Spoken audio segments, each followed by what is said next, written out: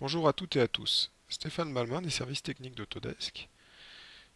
Je vais vous parler aujourd'hui du travail collaboratif entre Revit et Civil 3D ou un DWG géoréférencé. Pour cela, je m'appuie également sur mon collègue Vincent Fredan, BIM Technical Specialist en infrastructure et en génie civil.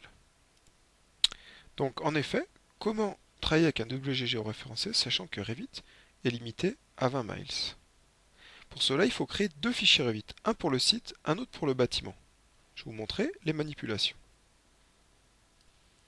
Donc on prend un fichier Revit et on va lier le fichier CAO en centre à centre, c'est-à-dire le milieu du dessin avec le milieu du dessin. On spécifie s'il est en mètres, on inverse les couleurs parce qu'en général on travaille sous fond noir, sous AutoCAD, et voilà, on a le fichier importé. Une fois qu'on a fait cette manip, on va venir lire les coordonnées du fichier DWG dans Revit. On le sélectionne et ainsi on a lu les coordonnées du fichier. Voilà, donc après avoir importé les coordonnées de ce fichier, on a bien sûr été géoréférencé en XY. En Z, on va voir quelle altitude il nous a donné. Il nous a donné une altitude de 486,7. Donc c'est pas exactement ça. Nous, le fichier 00, on souhaite qu'il soit en 484. Donc en fait, on va venir ici modifier notre point en lui spécifiant une valeur de 484. Donc une fois qu'on a fait cette opération, on va bien sûr enregistrer sous le nom de fichier Revit par exemple site, puisque c'est là où on va mettre le site. Une fois cette opération faite, on va faire un nouveau fichier pour créer justement notre bâtiment. Donc, bon, tout le monde sait démarrer un nouveau fichier. On va, vous allez le voir, créer ce bâtiment vraiment, on va dire, sans géoréférencement, dans l'air. Donc je vais l'implanter proche du 0,0, mes murs, avec la forme de bâtiment que je souhaite. Voilà, donc là, on dessine l'impact du bâtiment.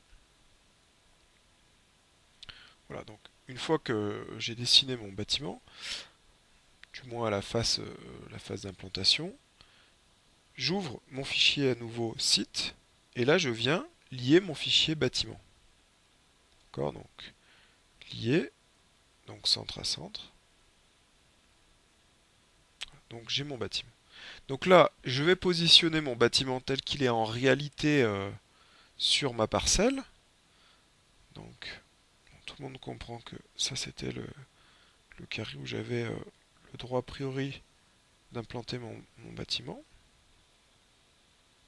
Donc là on utilise les fonctions classiques de rotation, déplacer, et on retrouve les accroches objets au DWG qui sont dessous, comme vous pouvez le voir. Voilà, donc une fois que j'ai fait ça, je viens sur site partagé et je viens publier dans mon fichier bâtiment les coordonnées partagées de mon fichier site, qui viennent elles-mêmes du DWG. Voilà, ça c'est fait. J'enregistre, il me demande si je veux bien enregistrer avec le positionnement, je fais enregistrer.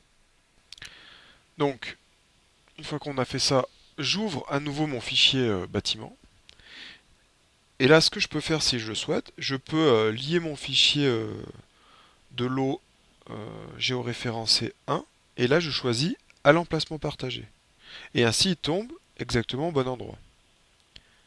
Avec le nord projet et le nord géographique qui est automatiquement référencé. D'accord. Je vais recaler mon 00 local à un angle de bâtiment ou une trame par exemple, voilà, pour avoir un 00 local en XY. Voilà, je vois que j'ai un mur qui dépasse légèrement de l'emprise, je vais le, le décaler.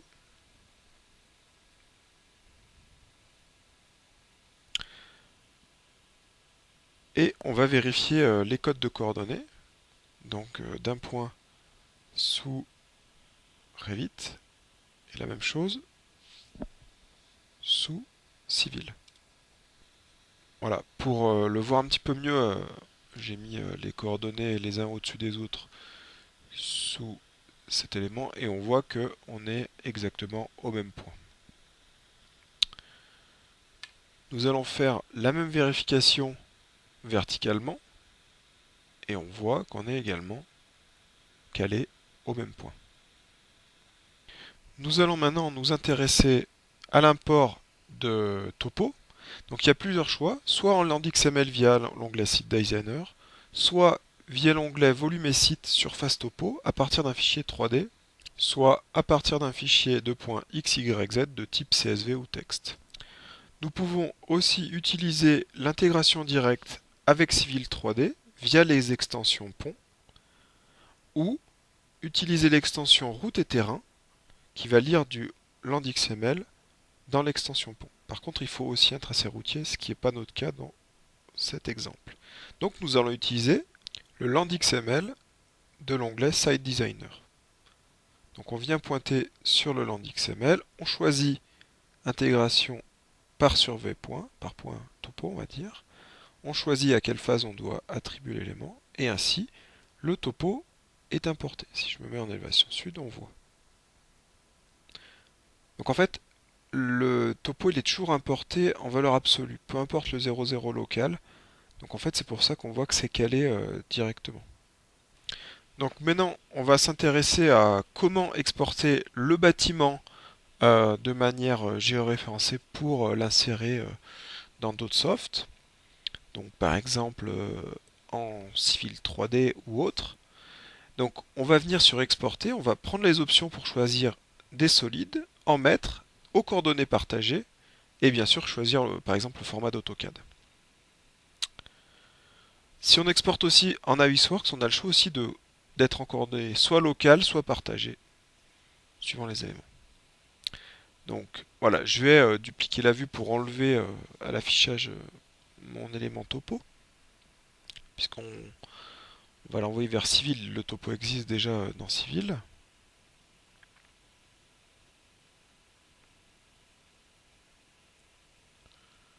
Et donc je vais faire exporter en DWG. Je vais venir ici prendre solide A6, en mettre, aux coordonnées partagées et au format AutoCAD 2015.